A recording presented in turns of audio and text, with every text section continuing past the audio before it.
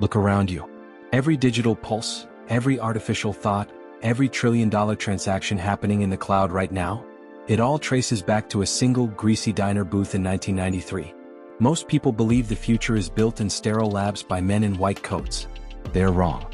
The future was built by 3 hungry engineers over bottomless cups of cheap coffee at a Denny's. But there is a shadow behind the $3 trillion crown.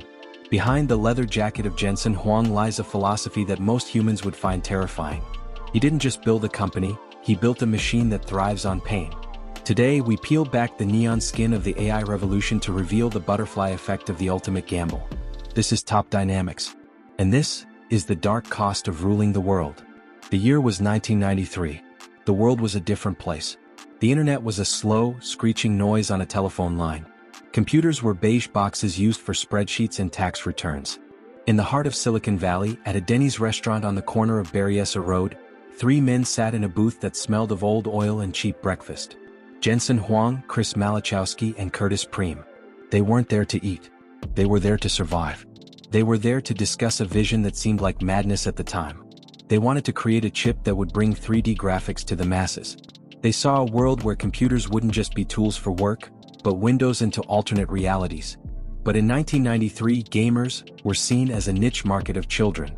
No serious investor wanted to hear about pixels or polygons. This is where the first butterfly effect was triggered. That single conversation, held over a $5 breakfast, set in motion a chain of events that would eventually lead to the invention of the digital brain. Had they chosen a different restaurant, had they ordered a different meal, or had they stayed at their secure jobs at LSI Logic and Sun Microsystems, the AI revolution of 2026 would simply not exist. But the price of this beginning was the abandonment of security. Jensen Huang walked away from a comfortable life into a world of pure chaos. To understand Nvidia, you must understand the mind of the man in the leather jacket. Jensen Huang doesn't operate like a CEO. He operates like a wartime commander. From the very first day, he established a culture that most modern HR departments would call toxic, but he calls necessary. He believes that a company is always 30 days away from death. This isn't just a motivational slogan, it is a lived reality. In the early days, Nvidia was the underdog. They were fighting giants like Sega, 3DFX, and Intel. Every morning, Jensen would walk into the office and remind his small team that they were invisible, they were outgunned, and they were likely to fail. This created the price of success within the company's DNA. To work at Nvidia was to live in the abyss.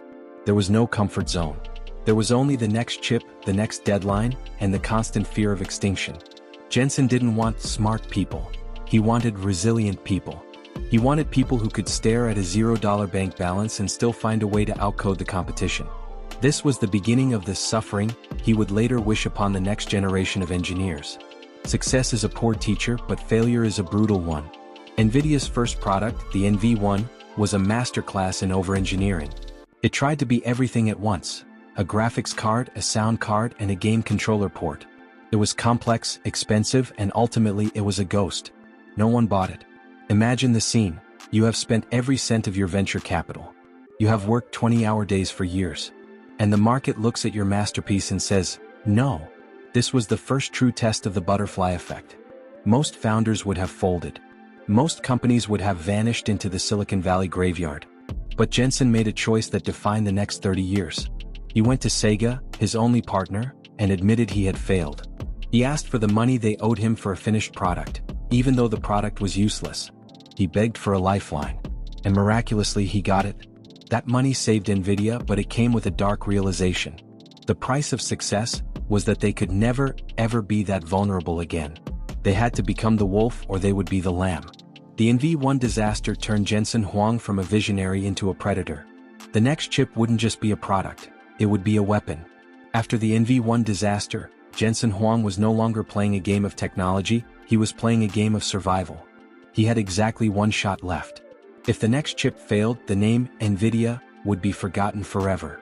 He gathered his remaining engineers and gave them an ultimatum: build the fastest chip in the world, or don't bother coming to work tomorrow.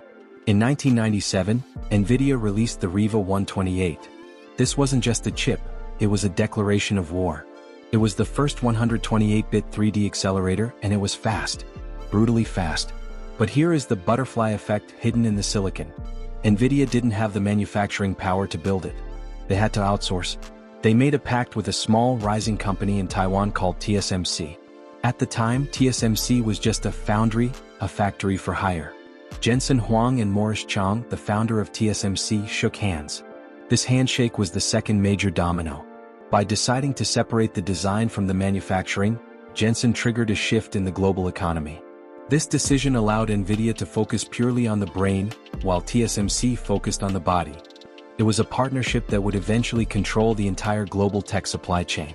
Without this specific alliance born from desperation, the chip shortage of the 2020s and the AI boom of 2026 would have looked entirely different. In the late 90s, the king of the graphics world was a company called 3DFX. They had the voodoo cards and they were the gods of the gaming industry. To the world, Nvidia was a fly.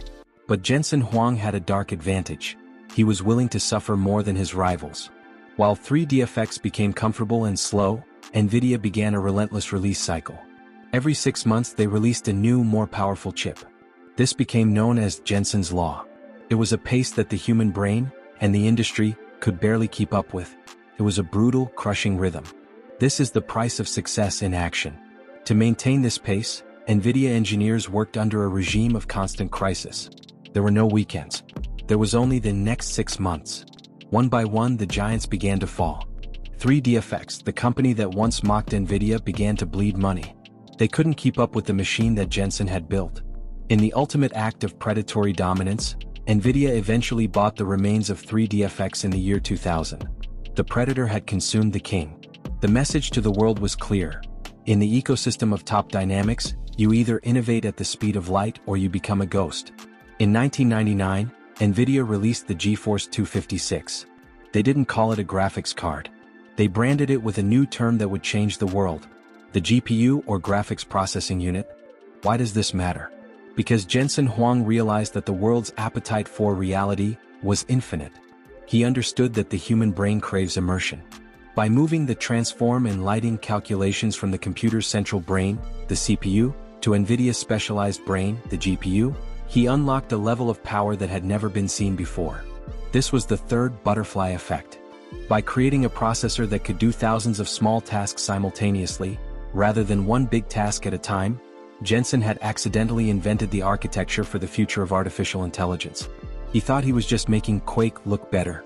In reality, he was building the foundation for a machine that would one day think for itself. But the success brought a new kind of darkness. The bigger Nvidia became, the more enemies it made. Intel and AMD were now watching. The price of success was no longer just about survival, it was about becoming the target of the entire planet. Jensen didn't retreat. He put on his leather jacket, walked into the fire, and prepared for a war that would last another 2 decades. By the year 2006, Nvidia was the king of pixels.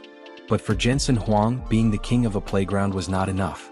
He saw something on the horizon that no one else dared to imagine. He realized that the math used to create fire in a video game was the exact same math needed to simulate the physical world, molecular biology, weather forecasting, and the early whispers of neural networks. He made a decision that many called a suicide mission. He launched CUDA. CUDA was a software platform that transformed every Nvidia GPU into a general-purpose supercomputer. But there was a catch, a dark one. To make CUDA work, every single chip Nvidia produced had to be redesigned. It added massive costs to their hardware and required thousands of engineers to work on a project that had 0 customers. This is the ultimate price of success. For the next 8 years, Wall Street looked at Nvidia and saw a dying company. Investors were furious. They demanded to know why Jensen was wasting billions of dollars on a science project that no one asked for. The company's stock price became a flat line, a heartbeat in a coma. Jensen was effectively burning his house down to build a fortress that only he could see. During this decade of silence, the butterfly effect was working in the dark. While the world was focused on the iPhone and social media, Jensen Huang was traveling the world, begging scientists and researchers to use his chips. He was providing GPUs to universities for free, planting seeds in a soil that looked like a desert. This period defines the top dynamics mindset, the ability to be misunderstood for long periods of time. Jensen became a ghost in the industry. He was no longer the star of the show. He was the man in the leather jacket, standing alone in a room full of skeptics. But inside the walls of Nvidia, the pressure was immense. Because the company wasn't making money from CUDA, they had to squeeze every ounce of profit from their gaming division to survive. The engineers were pushed to the breaking point. This was the suffering that Jensen speaks of today. He wasn't just wishing it on others, he was living it. Every day was a gamble. If a single competitor had released a better gaming chip during those 8 years, Nvidia would have collapsed, and the AI revolution would have died in its cradle. Then, in 2012, the butterfly finally flapped its wings in a way that the whole world could feel. A group of researchers led by Alex Krizhevsky entered a competition called ImageNet. Their goal was to teach a computer to see, to recognize objects like cats, dogs, and cars. Most researchers were using traditional CPUs, and their progress was slow. But Krizhevsky's team used 2 Nvidia gaming cards and the CUDA platform Jensen had built in the dark. They didn't just win the competition, they destroyed it. Their error rate was half that of the runners-up. This was the big bang moment for artificial intelligence. In that instant, the entire world realized that Jensen Huang wasn't a crazy dreamer, he was a prophet. He had built the only engine capable of powering the deep learning revolution. The years of pain, the billions of lost dollars, and the mockery of Wall Street suddenly made sense. The price of success had been paid in full, and now the interest was about to be collected. But as Nvidia moved from being a gaming company to the AI engine of the world, a new, even darker challenge emerged.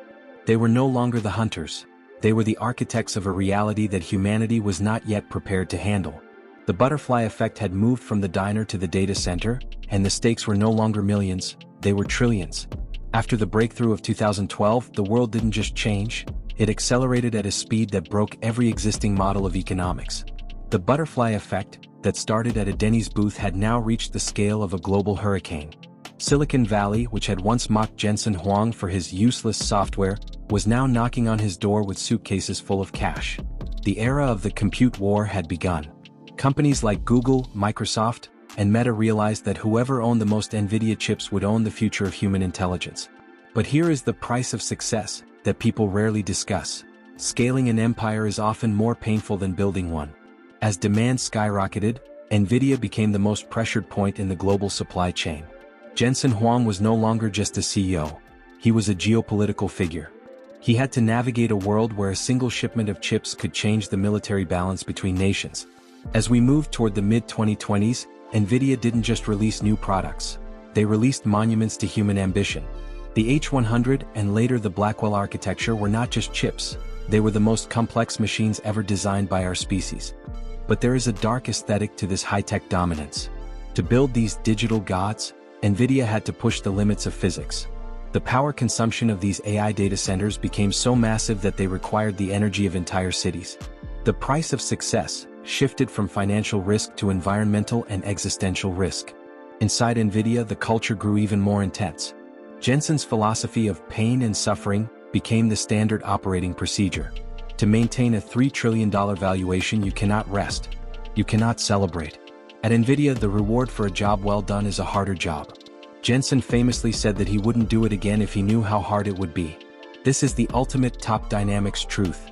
The view from the top is beautiful, but the air is too thin to breathe. The higher you climb, the more the world wants to see you fall. By the time the calendar hit the mid-2020s, the transformation was complete. The company that started with a $5 breakfast was now worth $3 trillion. It had surpassed the giants of oil, the giants of retail, and the giants of software. Nvidia became the backbone of a new industrial revolution. But as we look at the crown, we must look at the man wearing it. Jensen Huang still wears the leather jacket. He still operates with the fear of a man who is 30 days away from bankruptcy. Why? Because the butterfly effect is never-ending. Every success creates a new set of dominoes. The AI revolution has brought us to a point where reality itself is being questioned. Deepfakes, autonomous weapons, and the displacement of human labor. These are the shadows cast by the bright neon lights of Nvidia's success. The story of Nvidia is not a story of technology. It is a story of human endurance. It is proof that a single thread, pulled at the right time in a quiet diner, can unravel the entire fabric of the world. Jensen Huang paid the price. He sacrificed comfort for vision, and he traded peace for power. In the world of top dynamics, we don't just admire the success, we study the cost. The lesson of Nvidia is simple yet brutal. If you want to change the destiny of humanity, you must be willing to endure more pain than everyone else. You must be willing to be the ghost in the machine until the machine becomes the world. The $3 trillion gamble was won. But the game of survival never truly ends. As the sun sets on the era of human-only intelligence, we are left with one question. Was the price worth it? The future is no longer a mystery, it is being rendered in real time on a piece of silicon. You have witnessed the butterfly flap its wings. You have seen the dark cost of the crown. But the investigation doesn't end here. The forces shaping our world are hidden in plain sight, waiting for those with the courage to look. If you crave the truth behind the high-tech veil, if you want to see the blueprints of the empires yet to come, then join us. Subscribe to Top Dynamics. Turn on your notifications. Do not be a spectator in a world that is being rewritten by machines. Like this video to honor the suffering that builds greatness. Share it with those who still think the future is an accident. The world is changing. The gamble continues. Will you be the one playing the game or the one being played? See you in the next investigation.